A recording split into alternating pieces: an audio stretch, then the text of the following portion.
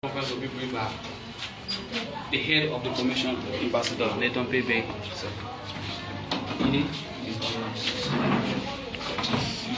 Good morning and good.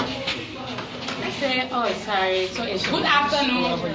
Good afternoon to the peace-loving people of Liberia. Good afternoon to people with disability across the 15 political subdivisions. Good afternoon to Liberians in the diaspora and every part of the world. First of all, let me say to our people, we sincerely apologize for whatever inconveniences that may have been caused this contest day. It was not intentional. And what we want to say to our people is that disability is something that you have to be capacitated. You have to go through training and counseling to really accept this status. Because when you were born with disability or you became disabled at an early age, it's easier to accept than when you were adult, you knew yourself, you started doing things and you became disabled.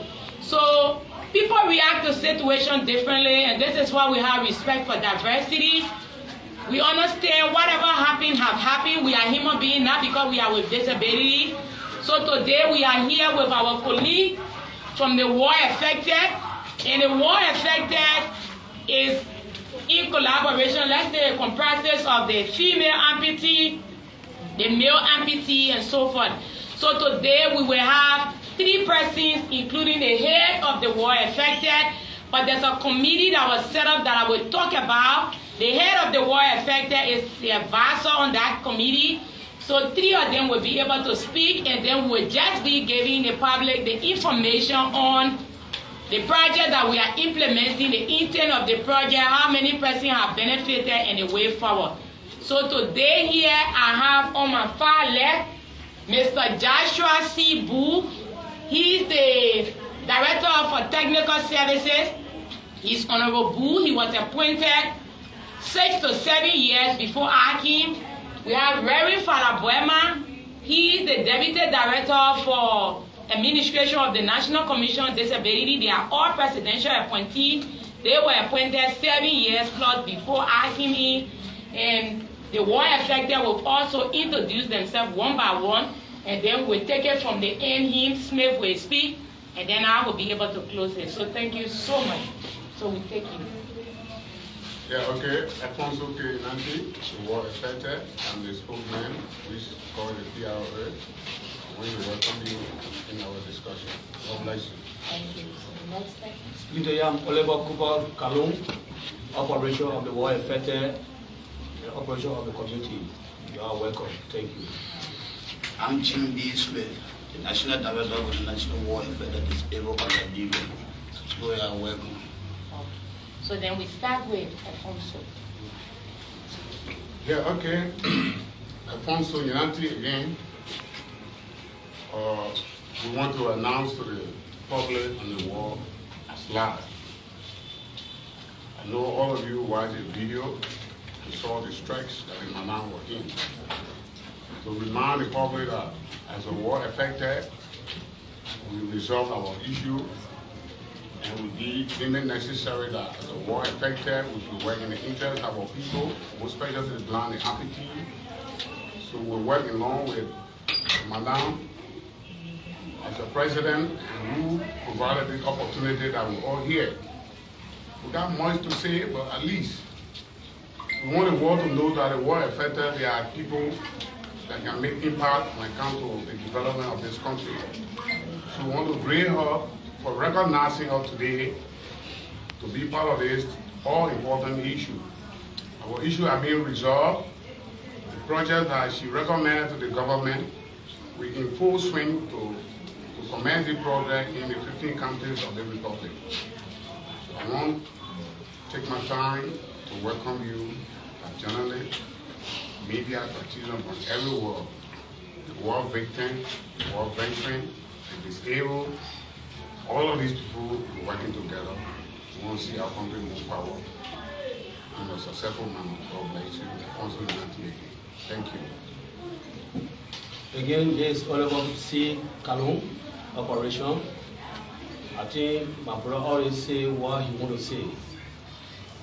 We tell the Almighty God, thank you, what happened. There was no body was affected. There was no destruction went on. But there was just a little understanding went on. You know, saying, bro, that riot that day. But committee was set up. And we, the war affected, we've been working, since that time, been working with the executive director. Yesterday, working on meeting. Everything is already compromised, and we are willing to work with her. She's the national executive director of the NCD, and we'll work with her. Everything she's doing in this 15th county will be with her, and our full support of work affected disabled of Liberia. We are willing to work with her. Everywhere she goes, we'll work with her. Thank you. Again, I'm Jim D. Smith, National Director of War Affected Disabled of Liberia. You know, 20, they live together, the student for one. So before you know when we lost strength, so they had to go between your first. So we are kind of appealing to our mother, what we want, to forgive us. We'll always be along with her. And I think who here, any of my men, as you make sure, a committee that set up, they should contact them. We will be able to post situation under control. So for today, not all we can ever carry on any disaster. And thank God that day what went on, nobody fought, nobody had. Until today we are together and we'll always be together. So mother dear, forgive us, we are your children, we are your brother, we are your sister. Let's all put together, well, hand in hand. We don't want to know most of our men who got wounded, who they are with the organization. So more than anything, you must call upon me or call any of my men that will be along with you. Within even though 15 counties, we had our county coordinator and some of our men, they are there. So anything more like you should please contact us that will be able to put situation under control. Thank you, may the Almighty God bless you. Thank you so much. So we take word from Mr. Boo, Reverend.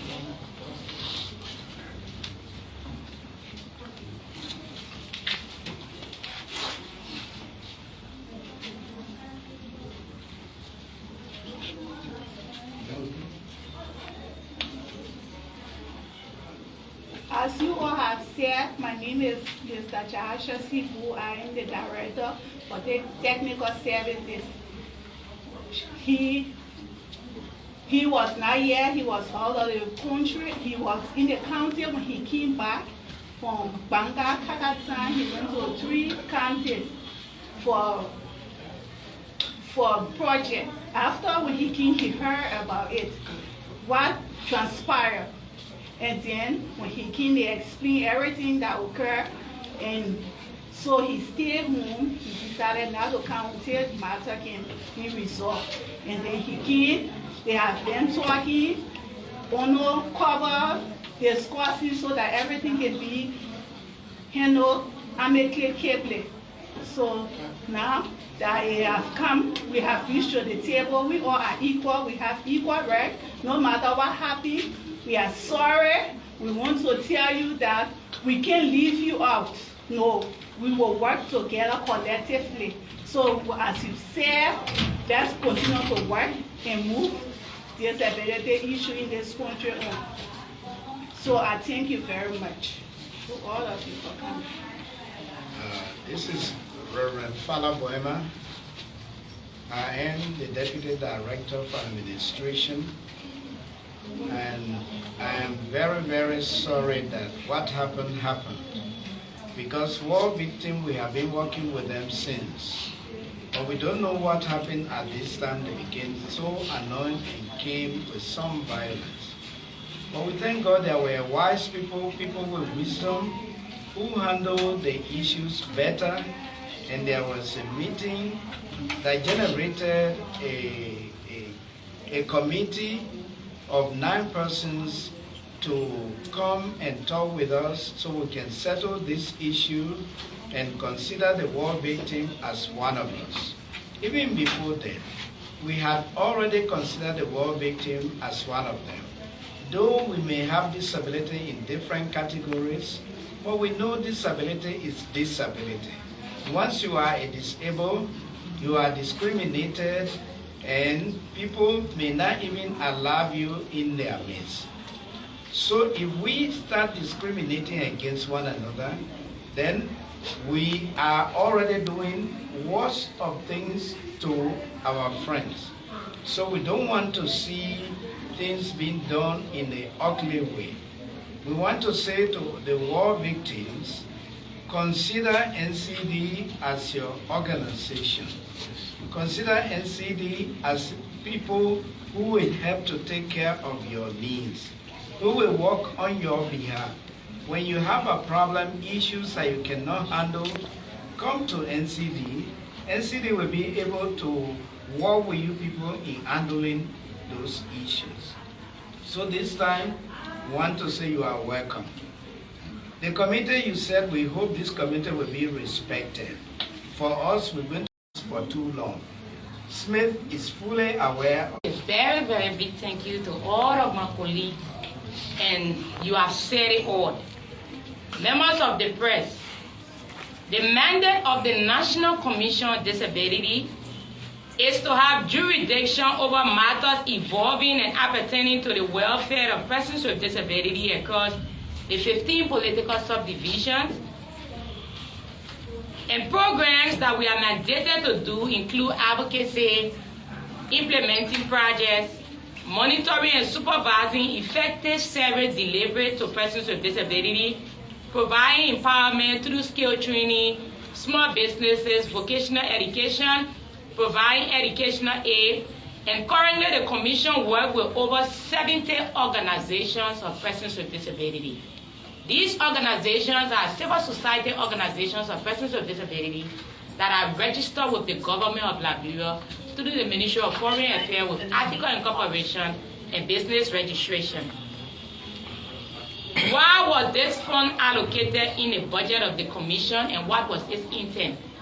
When we took over the Commission last year, we sat as persons with disabilities and we said to ourselves, Liberia have ratified the UN Convention on the Rights of Persons with Disability.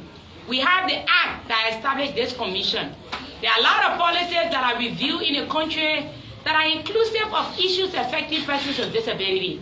But practically, what do we see? How do we want our life to be? So we came up with a slogan that says moving from theory to practice. So moving from theory to practice is to look at persons with disability. What is it that you can do with your hand?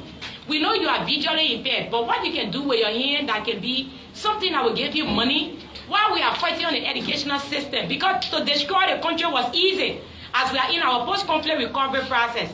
But to rebuild, in ensuring that persons with disability are included educationally, you have to have teacher training sign language. You have to have teacher training Braille. And it's still challenging for now, but we know as a country we're going to get there. But what is it we can do? So we said to ourselves, let us talk to the government to see how best there can be appropriation in our budget that will make sure that we look at projects directly that will empower people's lives. Then we said to ourselves, who are the most vulnerable among us? Those that are in the street. So this project was a project intended to take street beggars from the street. And that came from the backdrop that in 2011, UNDP sponsored a survey, an assessment that was done across the 15 counties in the capital city where we interviewed those in the street. And they said to us how they are being abandoned by family. Some said they are in the street to pay their rentage. They are in the street to pay their children's school fees. And with these expressions, it was captured in a paper called Issues Paper that you can find on the Unreal Human Rights webpage. So when we took over, we said, let us see how best we can look at these recommendations that they are made. Somebody might say, I walk on the street, I get them $100 US, they told me they will leave the street. But the $100 US you gave, we said to ourselves yesterday, perhaps they didn't eat. Today they haven't eaten. What would that $100 do to get them from the street? So that was how we were able to talk to the president, and we are glad that he participated in the National Disability Summit that we had. And we came up with an issues paper that he signed, and that issue paper got 9 thematic areas.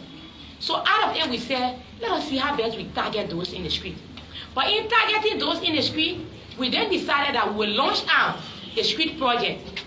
And then we said to them, come and write your name down. But when we asked street people to come and write their name. All persons with disabilities sincerely are struggling in homes. Some are ashamed to come in the street to beg. But those who are not ashamed, they are the ones in the street. So we decided to prioritize those in the street. But when we called them to do their plan, other who came and did their plan. And this project was to target 465 persons in the first phase. The way in which it will work, we will do like a report and submit it to the government. And government use added money to our money. But these are the impact we want you to increase our budget.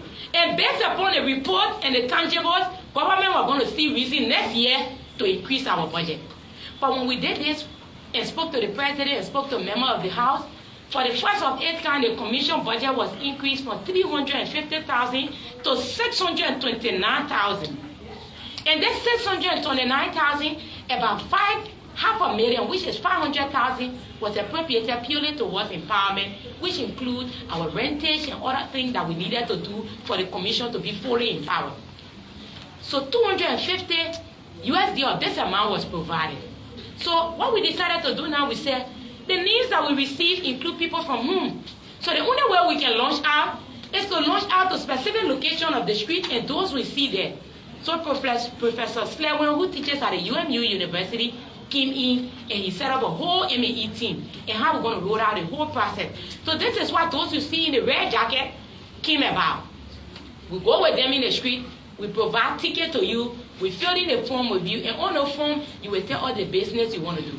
Some say to us, I want to start with rice bag, but I want to sell 50 bag of rice. So for instance, if you told us you want to sell 50 bag of rice, we make it 60 bag of rice. Then we ask you where you live. You say your own area. You say no, I'm renting. How much you paying per rent? I pay $20 or I pay $30. We pay 1 year rentage.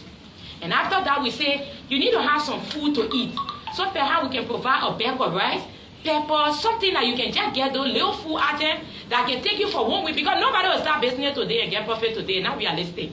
And we don't want to solve problem by creating problem. So that's how we started it. We got a photo of them, but we didn't do their photo in a degrading way.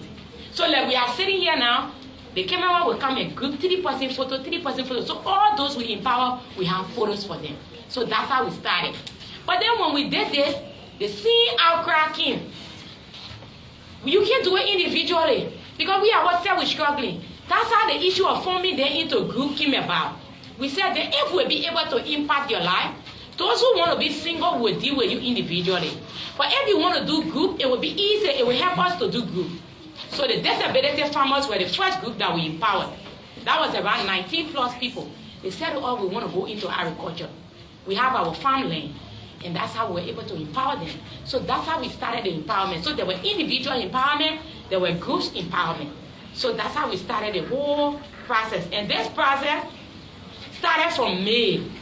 But because we wanted to get out everything that would not lead to conflict, it delayed, immediately started around June, around July, it took off up to this August and up to now.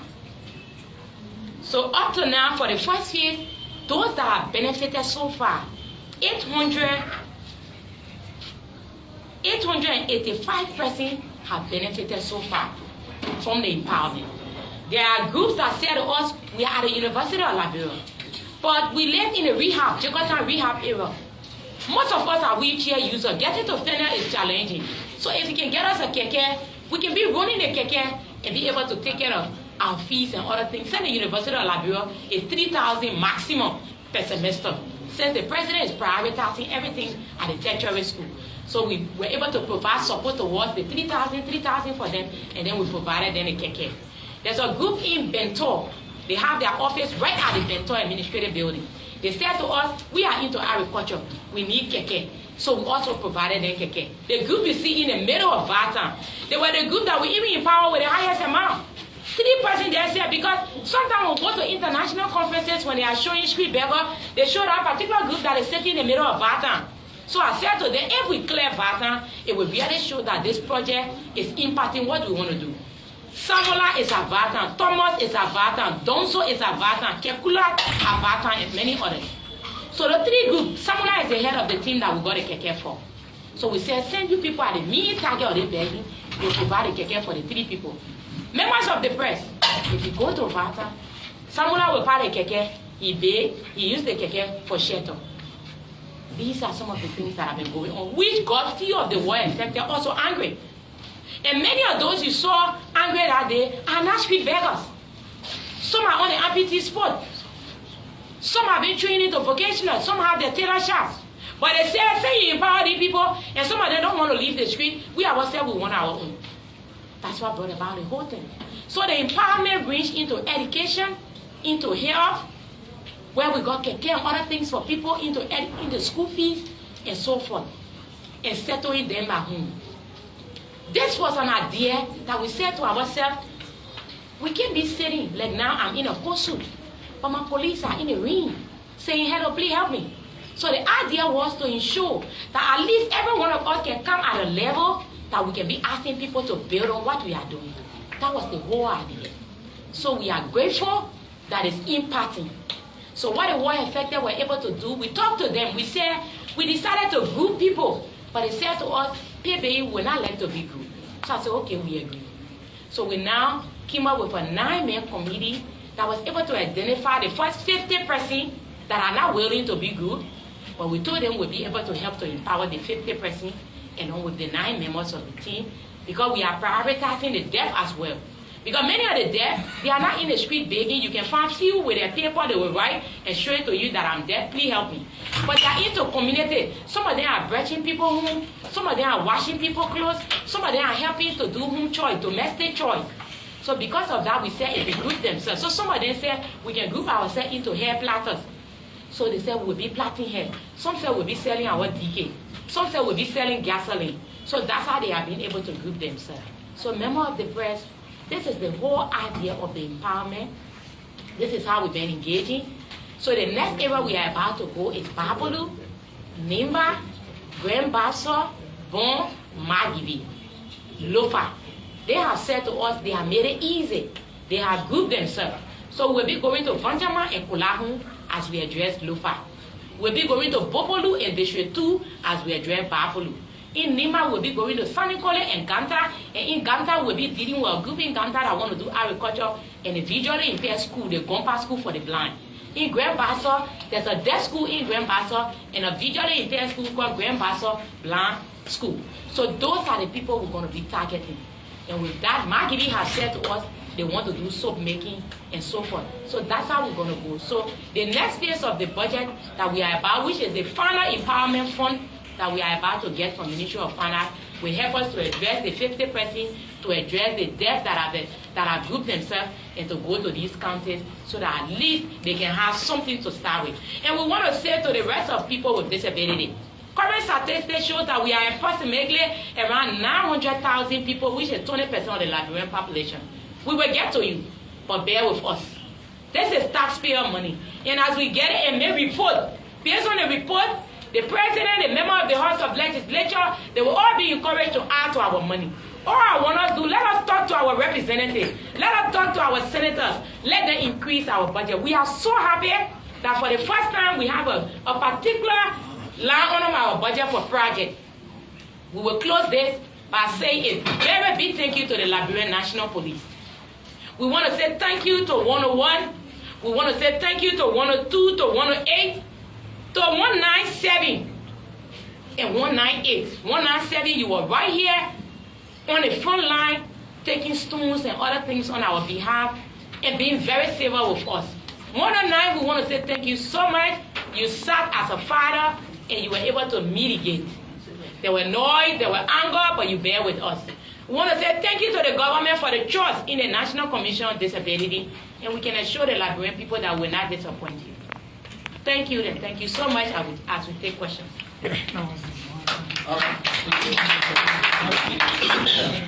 Yes, the first question is from Bana FM. Thank you. Let me appreciate your spirit in the operations. I listened to you, Kim. I have a question. There are kids in the community that live with disability. We children at home, usually and their parents are struggling in order to have the school or to have the into society because due to the economic hardship. What is in your program in order to have the kids, into your program? Because parents might not really get you in other issues. How are you going about providing education or making sure the kids get better since it comes to society? So there are some children that we were able to address. There are some mothers with disability that we were able to address under this empowerment. Like in Daintowon area, there's a child that was amputated at 12 days old. When we got to know about the child, he was 2 months. And when the child was amputated, the mother got frustrated. So when we got to know through Mother Doris about this child, we invited the mother. And we talked to the mother. We said, even though this child is baby and amputated, but we can tell you that if you take care of this child can be a future for you. So we're able to help some mothers. Another thing we're able to do was to invite some mothers and have some talks with them. Because I was sitting here, I'm the only child with disability among my sisters. My mother did not go to look for help specifically for my one when we are 4 sisters. Whatever she had, she was able to cover I and my sisters. So sometimes I tell them, I say, it is true that we got a commission. But how you been managing also? And some of them will tell you, I've been selling. I've been helping to educate the other children. I said, but the day you decide that the team money you're spending behind the children, while we lobbying, you can also spend the money behind the child will become somebody. So we have them part of the program. So we are targeting them from a space of talking to the mothers, to include the child as a child that is a part of the rest of the children, and to provide also empowerment for some of them. Even parents that are sitting here that have children also, they are facing challenge as well in educating their own children, especially the visually impaired that carry their children in the street. So these are projects that we will also undertake. But my brother, this whole thing we are doing is supported purely by the government. So if development partner can add to what the government is doing, we can have a partner that will say, I can sponsor the commission in addressing only children with disability. And we can start to tackle it county by county, district by district, and we have that impact. We can have another partner that can say, the children that are carrying their parents in the street, we want to work with them. So it was just something that came up that we started with, and we're glad that government bought it. So we are looking forward to partner, and it's our intent to address all of these things. Yeah. Thank you. My name is Sekou Aminata Kone. I report for Strong FM and Strong TV. With all of the effort that the Commission is making to ensure that people with disability who are on the street begging to be removed, and yet and still we see people with disability on the street begging, what is the main problem that you have identified, and what is the way forward in order to solve that problem, at least when this program finishes, that people will now see people with disability in the street begging, so that the government can know that yes, indeed, you are working to ensure that people are removed from the street? Thank you. One of the things is that we are trying to talk to parents. One of the main reasons they are in the street, my brother, is abandonment. The disability virus don't make you grow like the way other people grow, because you are always either confined to the wheelchair or drinking on the ground. I was sitting before you, I'm a 1983 born, I'll be 40 next year. But if I told you I'm 13, 14 years of age, you will believe it. And when I became disabled, I crawled on my hands until 1992. I walked according to my parents. At age 5, one night I went to bed and I woke up, I told my mother I couldn't walk. And when they lifted me off from my waist down, I couldn't move. And then I started crying. So as I was crying, my mother had patience. My father was the principal for Sunny Code Central High. May his soul rest in peace. They let me once a baby. He later became head of BWI. When he was with Sunny Code Central High, I attended the Madame Tubman daycare school, which is still in Sunny Code. So my mother used to put me on her back because she didn't have a wheelchair. She would put me on her back and carry me to the campus. But how many parents will put their disabled child on their back and carry them on campus? And there was a family member who said to my mother, why you wasting your time beyond 18? So you want to tell me you'll be doing 18? When she get boyfriend, you'll be doing one, carrying her to a man? But she didn't listen to them. She still kept doing what she was doing. Until 1992, my father said to me, Daintowon, you getting deep. You got to learn how to walk. So one day he gave me a stick. I held a stick in my right hand, and I placed my left hand on my left leg. But each time I went to play with my friend, there's argument, they would take the stick from my hand to maybe weak and I would fall. One day I threw the stick down to fight somebody, and as I maintained my legs, my hand on my leg, that's how I started walking. And from that day, I refused to hold the stick because I realized the stick was my weakness. So parents need to accept their child. And this is why we are glad to be working with the Ministry of Health. And we said to them, you are the first entry point. Sometimes when mothers are pregnant, they don't take certain drugs. That's what leads us to becoming disabled. Some of us are born with disability. Some of us get big before disability. But some of the vaccine that the mother is supposed to take, they don't take it. Because you know, pregnancy go with its own syndrome. But still, take that medicine. That medicine is not for you, it's for the unborn child. Stop drinking too much ice. We realize that the too much cold is the one that makes us blind.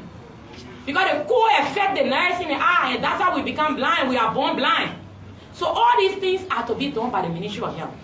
When we are giving birth to at the hospital, let the doctor tell our mother, say the child that you born, the child gets disability, but the child are human being. Take this child, cancel our mother. If that counseling starts from there, when they take us home, they will take us human beings. But if we sit down with 25, 30-year-old, they just feeding all, they get tired. They say, oh, they are just feeding you. You didn't give me skill. You didn't educate me. So I'm going to say, maybe when I say, hello, please help me, they will help me. And we shock member of the press to know that when these people are leaving the street for honor the son, their parents are happy to receive them because they bring their son home. They're not coming home empty-handed. So it becomes like an economic empowerment for them to their family, which is degrading. And this is really it. But for this team that we have set up, the war affected are waiting to set up a task force. And this task force will be able to move into the street to know those that we have empowered that are still in the street. They will help us to get them off the street. So that what you have gotten, you said to us, this is what will empower you. Be doing it, at least when we lobby with government, we can be able to come to you and order. Because we got their addresses, we got their home. We people with disability, we know each other. And they know most of the people. So they will have that task force that will be moving from street to street, getting those who are being empowered from the street. And that will help us to know those of them that have not been empowered at all, and those of them that are home that we need to help. It will help us to reach to them. Because we can't empower you, give you keke, give you motorbike, then you still go back. It's unfair though. But a lot of people are unfair, not just we are with disability. It works everywhere in the society, so that's what it is. Yeah, I'm Jeremy Waters for Moments TV. One of those we spoke with during the protest, some part of last week, said, as per what they were told, the empowerment was basically through other means, but when it got to you, you told them that it was only about education instead of investing in business and other activities. Do you care to speak to that? Thank you. So what happened was, when we did the first empowerment that I talked about, and these people started coming out in the streets, we decided to have few conversations with few members, few heads at the Ministry of Finance that are helping us. So they said to us, baby, we're realizing that some of the people that you're empowering, they're going back in the street. What do you think about prioritizing vocational education for some of them that you think will not be able to use this money to really make business? What do you think about that? So the war affected are in various categories. There are some of them you find from the Abuja supermarket and few supermarkets. So I said to them, what we can do for some of you, we can send you to do skill. If you do the skill, if you did tailoring, for example, after 3 months or 4 months, you got a skill, we can buy you the machine and settle you. If you already got a skill, and you tell me we already got a skill, and I need this, we can be able to do that. That was what we said. And they said to me, I don't want to go to school. How somebody will tell you I want to say King Jew, my brother? Tell me. If I give you King Jew, I'm not harming you. Some said to me, I want to do business, but I want to sell King Jew. I won't be bringing King Jew to sell it. I said, but I can't give you King Jew to sell. Some said to me, I won't be charging food. I said, then when the people phone lost, they will come to me. They will say, like, you tell the people to be charging food, my phone got missing. So I can't do that. There are certain people that will come to you and say, I want keke. And if you buy the keke, they will sell it. So I said to them, get the skill. If you get a skill, we can be able to do this. Like some of them, I said to them, because of your disability, if you bring your family, and your family is willing to take care of you, we can have an empowerment for your family that will help to take care of you. Because for instance, you might be visually impaired and amputated. You have to have somebody that you trust that can do the business for you. Then we can empower that person. So that was what really happened. But we're not to say, we say, all of y'all go to school. No, it was not possible. I can do that. Thank you. Well, so that was the voice of Madam Daintowon Domah Pay-Bayee, the Executive Director of the National Commission on Disabilities.